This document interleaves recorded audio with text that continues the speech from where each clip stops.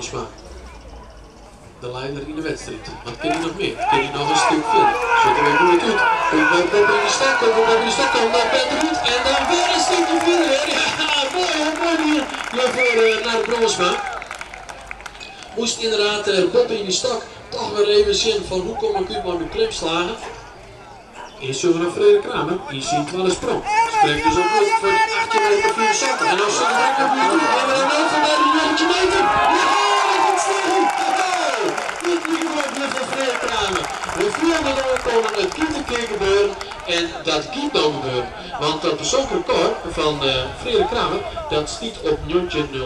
Ik moet hollen, ik zo even naar op, maar 3 keer Twitter. De wereldleer jongens. En Rutger Piersma. Kan hij daar richting die 0.44? Kan hij daar richting die 0.44? Ja, dit is zo. Ja. Kramer zijn er tegen van. Het zit toch net. Ik hij toch net doorheen. Maar hij tot het al.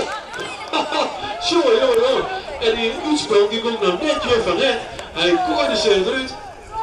Wipte zich er doorheen. Het ziet er heel mooi uit.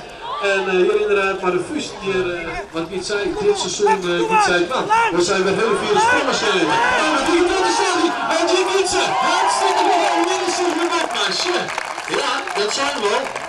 Als het Bokband ketend is, dan giet het weer een heel eind. En de Dotse giet weer dik voorbij de 15 meter. En zet je inderdaad